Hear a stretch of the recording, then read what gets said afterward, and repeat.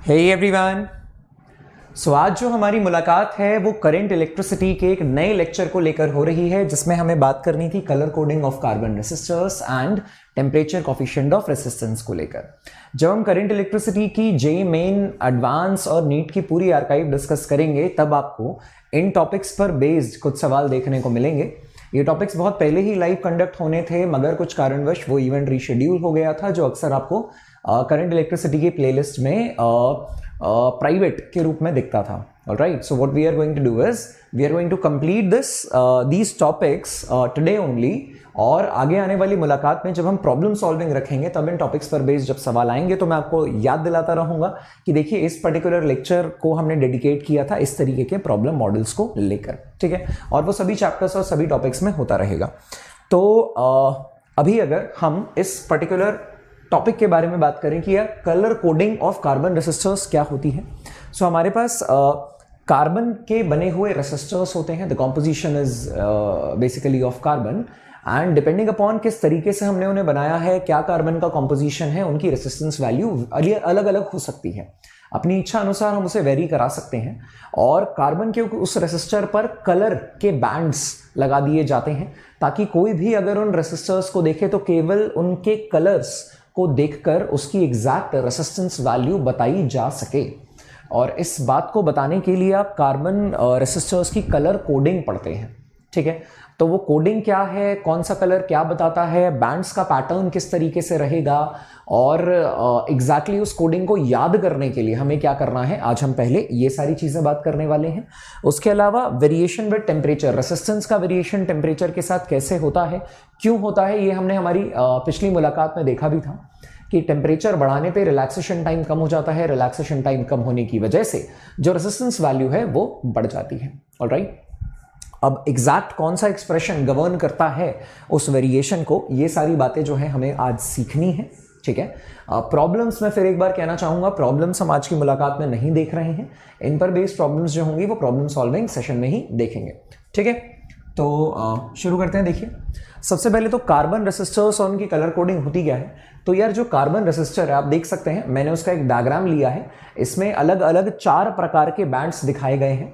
एक कलर है red colour, आप देख सकते हैं, मैं हाईलाइट करता चलता हूं। यहां है रेड कलर, ये है ब्लू कलर, ये है ग्रीन कलर, और ये है golden colour. Red colour, blue colour, green colour and golden colour. Alright, 3 bands लगभग एक दूसरे से बराबर की दूरी पर होते हैं। चौथा बैंड कुछ ज्यादा दूरी पर होता है। चौथा बैंड जो है वो कुछ ज्यादा दूरी पर होता है। लेड वायर्स हैं, जिनको कंडक्टिंग वायर्स के रूप में यूज किया जाएगा। करंट एक तरफ से एंटर कर रहा होगा और दूसरी तरफ से निकल रहा होगा।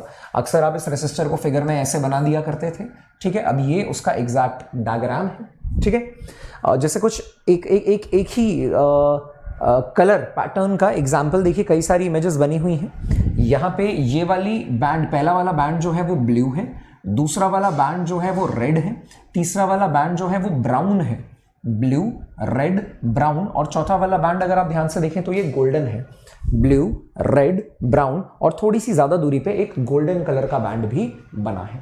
ऑलराइट, अगर इन सभी चीजों को उठाकर थोड़ा सा साइड में शिफ्ट कर दूं तो कोई परेशानी नहीं है इसमें। देखिए, कुछ और चीजें मैं बताना चाहूंगा कि एग्जैक्टली हमें पता क्या क्या चलता है इनसे। तो मैं आपको बना के दिखाऊंगा कि देखिए, ये हमारे पास इस तरीके से कार्बन रेसिस्टर है। मैं आपको एग्जैक्ट जो डायग्राम दिखने वाला है, आपको आपके नज़रिए से वो समझाने की कोशिश करता हूं। देखिए, आप बोलेंगे कि ये हमारे पास कार्बन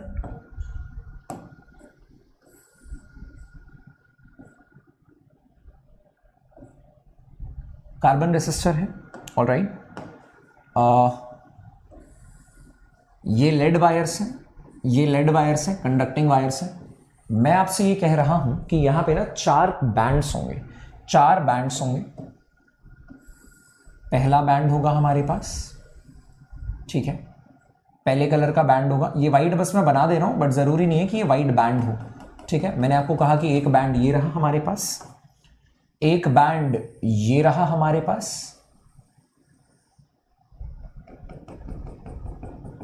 एक बैंड ये रहा हमारे पास, ये बराबर की दूरी पर है। चौथा बैंड आपको जनरली सेपरेटेड दिखेगा। चौथा बैंड आपको जनरली सेपरेटेड दिखेगा। ऑलराइट, ये बैंड्स क्या क्या दर्शाते हैं, आइए इस बात को समझते हैं।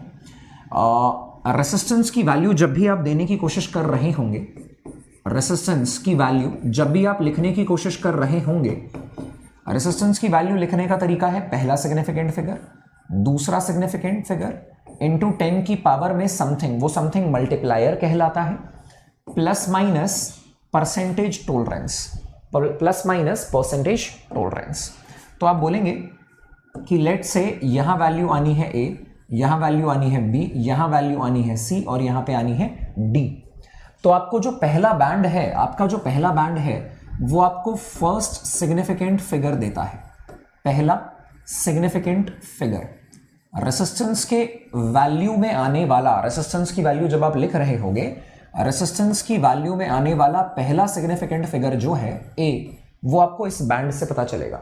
मतलब आपको याद रखना होगा कि ये वाला कलर जो है this corresponds to this particular value. अभी इसके बाद मैं आपको चार्ट भी देने वाला हूं, पहले तरीका समझ लेते हैं। सही है। सिमिलरली जब आप इसके बारे में बात करोगे तो ये सेकेंड सिग्निफिकेंट फिगर देने वाला है भाई, second significant figure, second significant figure, and this second significant figure is expression में क्या है भाई, बी। एक्सप्रेशन में क्या है, बी। इसके बाद अगर हम बात करें तीसरे वाले बैंड की, तो तीसरा वाला बैंड यार मल्टीप्लायर देता है। तीसरा वाला बैंड जो है वो मल्टीप्लायर देगा। मल्टीप्लायर का मतलब है 10 की पावर में, 10 की पावर में क्या आना चाहिए, 10 की पावर में क्या आना चाहिए। और थोड़ा सा और सेपरेटेड आपका बैंड 4 होगा। ये बैंड 4 जो है वो परसेंटेज टॉलरेंस देगा, परसेंटेज टॉलरेंस, परसेंटेज टॉलरेंस, ठीक है, कि वो कितने परसेंट और टॉलरेट करने की क्षमता रखता है, राइट। सो रेसिस्टेंस जो है वो ए बी इंटू 10 की power C plus minus D ऐसे निकल कर आएगा। पहला सिग्निफिकेंट फिगर पहले बैंड से मिलेगा, दूसरा सिग्निफिकेंट फिगर बेटा दूसरे बैंड से मिलेगा। 10 की पावर में क्या जाना है जिसे आप मल्टीप्लायर कहते हैं, ये तीसरे बैंड से मिलेगा। और परसेंटेज टॉलरेंस कितनी है, ये चौथे बैंड से मिलेगा। हमारे स्कोप में, in our scope, in our syllabus, हमारे सिलेबस में अगर आप ध्यान से समझें तो हमारे सिलेबस में ना पूरी की पूरी कलर कोडिंग नहीं है, पूरा का पूरा कोडिंग नहीं है। क्या क्या करना है मैं आपको बता देता हूं। 0 से लेके 9 तक, 0 से लेके 9 तक 10 डिजिट होते हैं। इन 10 डिजिट के कॉरेस्पॉन्डिंग कुछ कलर होते हैं जो आपको कोडिंग ध्यान रखनी है, जैसे black, brown, red, orange, yellow, green, then blue, white, violet, grey, ये सारे कलर्स होते हैं। ऑलराइट, सो इनके बारे में अभी हम देखेंगे। फिलहाल आप ये समझ सकते हैं कि पहला और दूसरा, ये जो पहले और दूसरी पोजीशन है ए और बी, इनके लिए 10 चॉइसेस होती हैं। 10 चॉइसेस होती हैं हमारे सिलेबस में 0 से लेके 9 तक, 0 से लेके 9 तक। मतलब ये 10 अलग अलग कलर के हो सकते हैं, 10 अलग अलग कलर के हो सकते हैं। सी के बारे में अगर मैं बात करूंगा तो इसके लिए हमारे पास 12 चॉइसेस होती है, 12 चॉइसेस, 12 चॉइसेस। एक तो हमारे पास 0 to 9 है ही, 0 to 9 है ही, जो कलर्स यहां पे 0 to 9 को कॉरेस्पॉन्ड कर रहे हैं, 10 चॉइसेस उनकी वहां पे है ही। लेकिन इसके अलावा गोल्ड प्लस सिल्वर भी होता है, गोल्ड प्लस सिल्वर भी होता है, प्लस नो कलर भी होता है, प्लस नो कलर भी होता है। मतलब हो सकता है कि कोई कलर ही ना हो। इधर तो आप गोल्ड प्लस सिल्वर ही लेके चलेंगे, यहां तो केवल 12 चॉइसेस हैं। जो परसेंटेज टॉलरेंस है उसके पास 3 चॉइसेस हैं, उसके पास 3 चॉइसेस हैं हमारे सिलेबस में। उसके अलावा भी बहुत सारी चॉइसेस होती हैं इन जनरल, लेकिन हमारे सिलेबस में, हमारे स्कोप में हमको 3 के बारे में ही बात करनी है। ये 3 क्या क्या होंगे, ये 3 होंगे, या तो ये भी गोल्ड का हो सकता है भाई, पहले 2 में गोल्डन और सिल्वर का ऑप्शन नहीं था। सी में गोल्डन और सिल्वर का भी ऑप्शन है और पहले वाले 10 कलर भी हैं। डी में गोल्ड हो सकता है, सिल्वर हो सकता है या नो कलर हो सकता है। 3 चॉइसेस है। नो कलर का मतलब है कि बैंड ही ना हो, नो कलर का मतलब है कि बैंड ही ना हो, बैंड ही ना हो। ठीक है, मैंने क्या बोला, रेसिस्टेंस की वैल्यू निकालने के लिए आप इसे इस पैटर्न में लिख सकते हैं, ए बी इंटू 10 की power C plus minus D. ये ए बी मल्टीप्लाई नहीं होते बेटा, ये सिग्निफिकेंट फिगर है। जैसे 12 लिखना है आपको, 12, तो पहला सिग्निफिकेंट फिगर क्या हो जाएगा 1 और दूसरा सिग्निफिकेंट फिगर क्या हो जाएगा 2। पहला 1 हो जाएगा और दूसरा 2 हो जाएगा। इसकी भी कलर कोडिंग करेंगे, अभी इसकी भी कलर कोडिंग करेंगे, ठीक है ना। इसकी भी वैल्यू लिखेंगे, लेकिन उससे पहले आइए कुछ वैल्यूज देखने की कोशिश करें।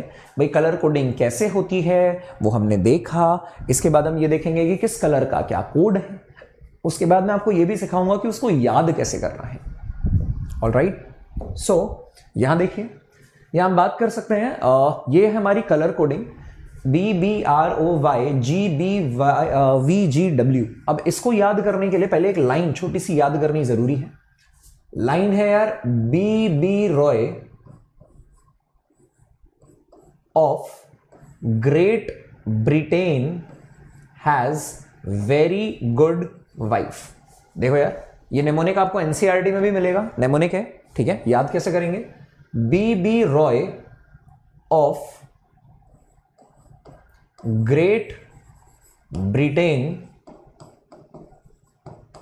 Has very good wife. ठीक है भाई, BB Roy of Great Britain has very good wife. BB Roy of Great Britain has very good wife. जब मैंने पहली बार ये लाइन भी याद की थी, लाइन तो याद करने में बहुत ज्यादा समस्या नहीं हुई थी, आई होप आपको भी याद हो गया होगा। लेकिन यार कंफ्यूजन बड़ी रहती थी कि ऊपर भी बी है, सेकंड वाला भी बी है और यहां पे भी बी है, ठीक है। यहां भी बी, यहां भी बी और यहां पे भी बी, इसी तरीके से यहां पे भी जी और यहां पे भी जी, ठीक। तो याद रखने के लिए मैंने क्या कहा था, मैंने क्या सोचा था कि यार ऊपर से नीचे आने तक, सबका अपना अपना थॉट है, ऊपर से नीचे आने तक कलर का शेड जो है वो लाइट होता जाएगा, ऐसा मैंने ध्यान रखने की कोशिश की थी। यानी कि बाद में आप मैचिंग कर लेंगे, लेकिन यहां देखिए, पहला बी ब्लैक है, दूसरा बी ब्राउन है, फिर तो रेड ऑरेंज येलो है, फिर जी ग्रीन है, कलर्स के बीच में कलर ही आएगा, ग्रीन है, फिर यहां पे ये ब्लू है, ग्रीन ब्लू, वॉयलेट, उसके बाद ये ग्रे आ जाएगा, grey and this will be white, grey and this will be white, black brown red orange yellow green blue violet grey white. Grey is quite similar to white, grey is quite similar to white, तो वो उसका shade light होता जाता है, इसीलिए वो white के करीब है। फिर से एक बार देखते हैं, black blue red orange yellow, black brown red orange yellow, black brown red orange yellow, green blue violet grey white, black brown red orange yellow green blue violet grey white. और अगर आप ध्यान दें तो ऊपर से नीचे तक मैंने आपको बताया भी था कि ऊपर से नीचे तक ना 0 to 9 वाला पैटर्न होगा, मतलब ये 0 को कॉरेस्पॉन्ड कर रहा है, ये 1 को, और आप देख सकते हैं ऊपर से नीचे तक 9 हो जाएगा। So these are 10 colors basically. These are 10 colors. So 0, 1, this will correspond to 2, then it is 3, then it is 4, then it is 5, then it is 6, then it is 7, then it is 8. All right. तो पहले दो के लिए choices ऐसी ही हैं। पहले वाला भी, ए के लिए भी, भाई इन 10 में से कोई भी होगा, 0 to 9 कलर देख के आप नंबर बता देंगे। बी के लिए भी कलर देख के आप नंबर बता देंगे, हो सकता है थोड़ी प्रैक्टिस तो जरूर चाहिए। तीसरे के लिए यार आपके पास 12 चॉइसेस हैं, 12 चॉइसेस हैं, तो मैं आपको बताना चाहूंगा कि आपके पास यहां पे यार गोल्ड भी होगा, सिल्वर भी होगा, और गोल्ड और सिल्वर के लिए आप -1 और -2 लिखते हो। गोल्डन होने का मतलब होता है 10 की पावर -1, और सिल्वर तीसरे बैंड के लिए चॉइस है ना, 10 की पावर -2। एंड नो कलर के लिए अगर आप लिखना चाहेंगे, नो कलर के लिए अगर आप लिखना चाहेंगे तो नो कलर के लिए तो तीसरी वाली, मतलब मल्टीप्लायर में भी नो कलर, मल्टीप्लायर में भी नो कलर की जगह नहीं है, वो चौथे बैंड के लिए है, वो चौथे बैंड के लिए है। तो चौथे बैंड के कॉरेस्पॉन्डिंग इनके परसेंटेज टॉलरेंस भी देख लेते हैं। गोल्ड, अगर चौथा बैंड गोल्डन हो तो उसकी परसेंटेज टॉलरेंस 5% होती है, सिल्वर हो तो 10% होती है, और नो कलर हो तो 20% होती है। नो कलर हो तो 20% होती है, ठीक है। गोल्डन हो तो 5% होती है, सिल्वर हो तो 10% होती है, नो कलर हो तो 20% होती है, ठीक है भाई। तो ये एक ओवरऑल हमारे पास BB Roy Great Britain has very good wife, इस नेमोनिक स्टेटमेंट का इस्तेमाल करके पूरी की पूरी कलर कोडिंग हमारी नजरों के सामने है, ठीक है। चलिए एक बार इसमें प्रैक्टिस करके देखते हैं। इसमें प्रैक्टिस करोगे तो रेसिस्टेंस वैल्यू कैसे आएगी, आप बोलोगे रेसिस्टेंस वैल्यू के लिए that will be this into this plus minus 10 की पावर में this and it is into, sorry यहां आ जाएगा इनटू 10 की पावर में this plus minus percentage tolerance. अब इनमें यहां पे अगर आप कलर्स लिखने की कोशिश करो तो पहला वाला कलर देखिए, ग्रे, सिल्वर वाला, गोल्डन वाला या नो कलर वाला तो लास्ट होगा। शुरुआत आपको इधर से करनी पड़ेगी, तो शुरुआत अगर आप इधर से ऐसे देखते हुए करेंगे तो आप बोलेंगे कि पहला जो कलर है देखिए आपके सामने वो रेड है। दूसरा कलर देखिए आपके सामने ब्लू है। तीसरा कलर देखिए आपके सामने जो भी होगा वो ग्रीन है और वो 10 की पावर में जाएगा, मल्टीप्लायर कहलाएगा। और चौथा जो है बेटा वो गोल्डन है। तो एक बार प्रैक्टिस करने की कोशिश करते हैं, देखिए जरा ध्यान से। आप बोलेंगे B Roy ROY, B Roy ROY 012 B Roy 0122। तो रेड के कॉरेस्पॉन्डिंग क्या आ गया यार, यहाँ पे 2 आ गया। रेड के कॉरेस्पॉन्डिंग क्या आ गया बेटा, 2 आ गया। ब्लू के कॉरेस्पॉन्डिंग देखते हैं, ब्लू के कॉरेस्पॉन्डिंग ब्रिटेन वाला, ब्लू के कॉरेस्पॉन्डिंग 6 आएगा, ब्लू के कॉरेस्पॉन्डिंग 6 आएगा। तो ब्लू के कॉरेस्पॉन्डिंग क्या आ गया, 6 आ गया, ठीक है। इनटू 10 की पावर में ग्रीन है, ग्रीन देखिए B Roy of Great Britain, green के कॉरेस्पॉन्डिंग 5 आ गया, ग्रीन के कॉरेस्पॉन्डिंग 5 आ गया। तो आपने कहा ये 10 की पावर 5 है, 10 की पावर 5 है, plus minus golden percentage tolerance जो गोल्डन की होती है यार बेटा वो 5% होती है। 5% होती है तो कितना निकल कर आ गया, 5% निकल कर आ गया। इट्स क्वाइट सिंपल, ठीक है। सो 26 इंटू 10 की power 5 plus minus 5%, that is going to be the result, ठीक है। ये आपका रिजल्ट निकल कर आ जाएगा। आई थिंक उसको आप डिस्कस कर सकते हैं। डेटा एक बार आप एनसीईआरटी से भी वेरीफाई कर लीजिएगा, ठीक है ना, कि कैसे उसको ध्यान रखना है, क्या वो किसको कॉरेस्पॉन्ड करता है, उसके बाद बढ़िया हो जाएगा, ठीक। इसी के साथ एक छोटा सा एग्जाम्पल मैंने आपके सामने और लिखा है, देखिए गोल्ड का प्लस माइनस 5%। अब ये येलो है, वॉयलेट है, ऑरेंज है और गोल्ड है। तो येलो का 4, वॉयलेट का 7, ऑरेंज का 3। येलो का 4, वॉयलेट का 7, ऑरेंज का 3 और गोल्डन होने की वजह से प्लस माइनस 5% होगा, प्लस माइनस 5% होगा, ये रहा। तो आप बोलेंगे कि शेयर, देखिए आप बोल पाएंगे शेयर जो रेसिस्टेंस वैल्यू है वो निकल कर आएगी 47 इंटू 10 की power 3 plus minus 5%, plus minus 5%। आप दिस मच ऑफ ओम्स बोलेंगे, यानी कि आप इसे 47 किलो ओम का दर्जा भी दे सकते हैं और परसेंटेज टॉलरेंस तो 5% होगी, ठीक है बच्चों। मुझे लगता है बात समझ में आ गई होगी कि कैसे करना है आपको कलर कोडिंग। और this is all about carbon resistor बनाया जाता है, उसके ऊपर उसकी वैल्यू को बताने के लिए, आइडेंटिफाई करने के लिए उसकी कलर कोडिंग कर दी जाती है। और उस कलर कोडिंग को आप मैपिंग कैसे करेंगे, आप बी आर जो मैंने टेबल दी है उससे करेंगे।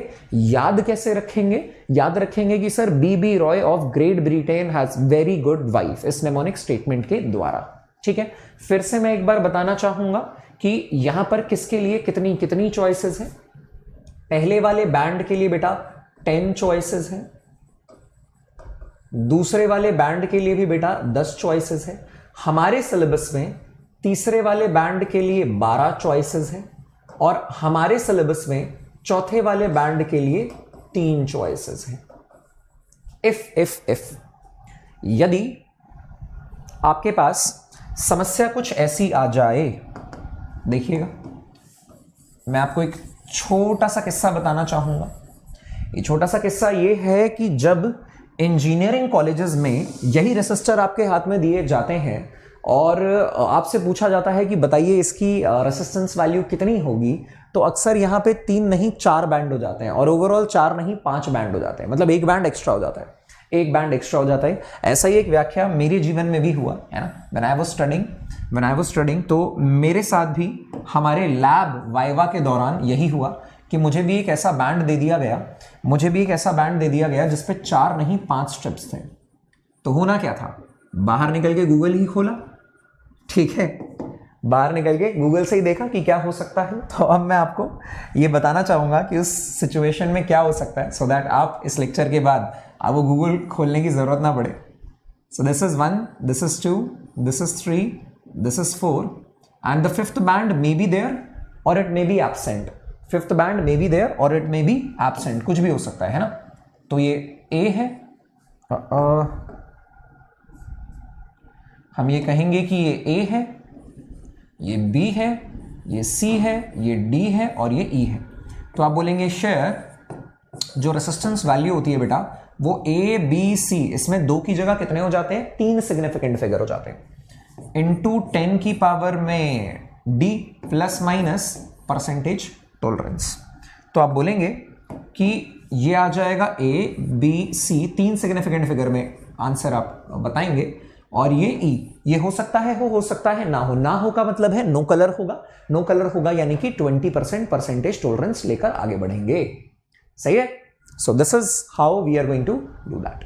ठीक है भाई। So I think that's okay, समझ में आ गया होगा आपको करना क्या है। तो चलिए जाते जाते टेम्परेचर कोफिशिएंट के बारे में भी बात कर लेते हैं। वी नो एक छोटा सा नोट और बता देता हूं। मैं फिर से आपको कहना चाहूंगा कि इस लेक्चर की जो प्रॉब्लम्स है यार, वो प्रॉब्लम सॉल्विंग सेशन में डायरेक्टली होगी। तब मैं आपको याद दिलाऊंगा कि देखिए ये सारे सवाल हमने ये सारे टॉपिक्स हमने डिस्कस किए थे। तो हम बोलेंगे वी नो कि यदि टेम्परेचर को बढ़ाया जाएगा, यदि टेम्परेचर थीटा को बढ़ा दिया जाएगा, देन फॉर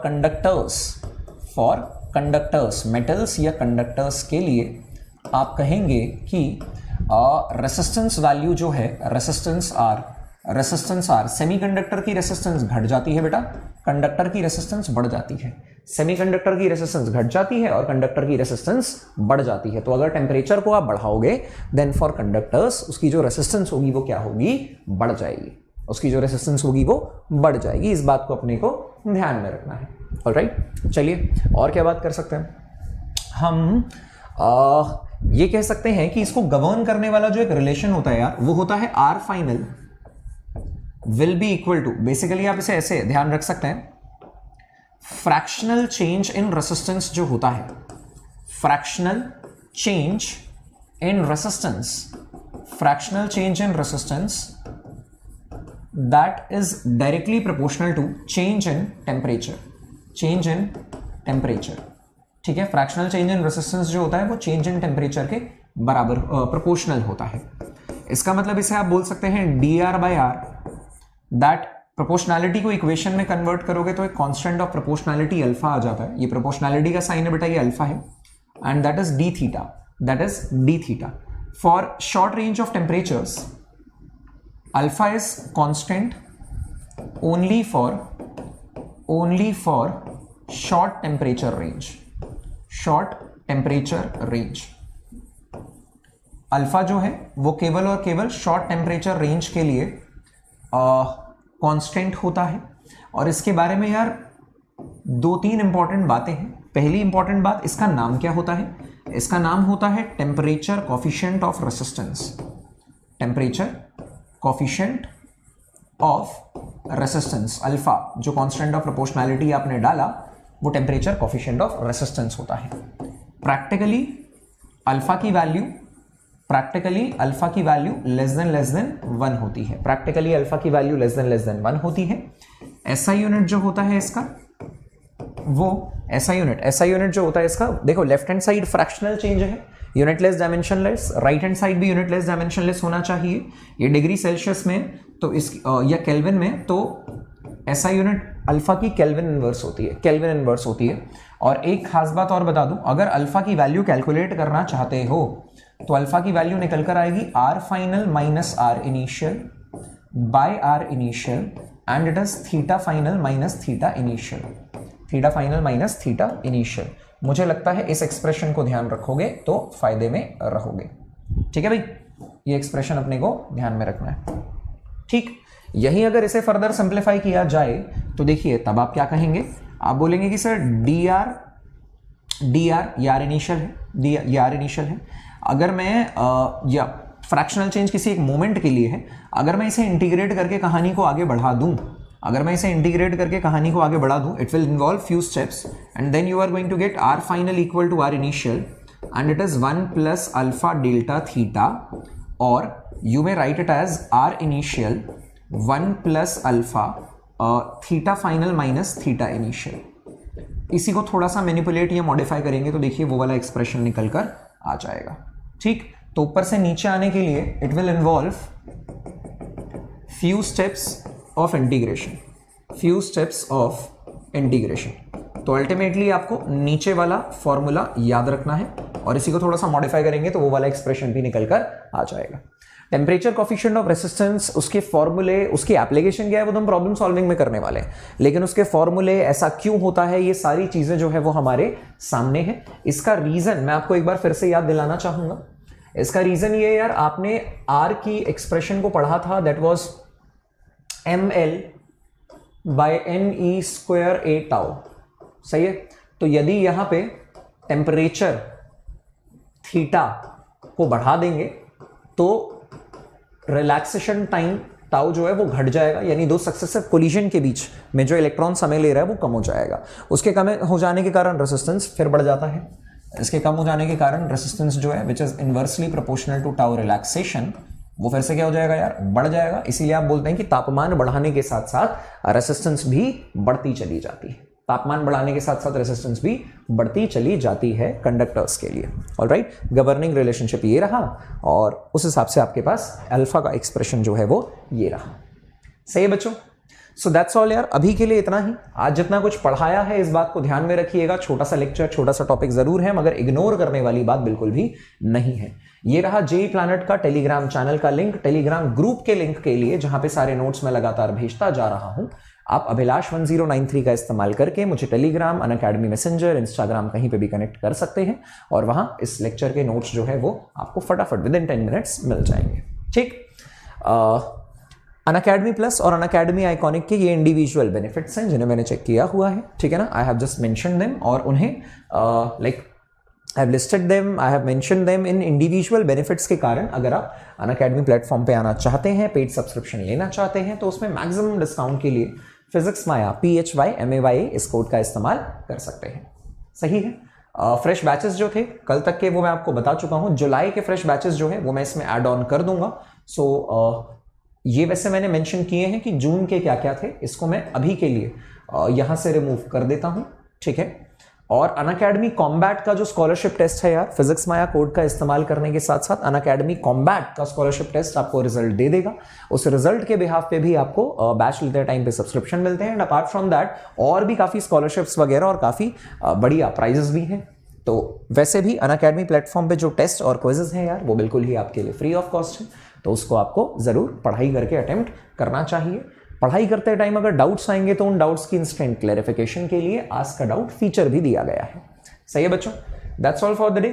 आज के लिए इतना ही और पढ़ाई करते रहिए बढ़िया तरीके से। इसी टॉपिक के साथ आपका करंट इलेक्ट्रिसिटी वाला चैप्टर की जो पेंडेंसीज थी मुझे लगता है वो पैक हो गई हैं और जल्द ही उसकी एनसीईआरटी डिस्कशन और archive special previous year JEE और नीट के क्वेश्चंस को लेकर वापस से मुलाकात होगी। तब तक के लिए all the best, bye bye.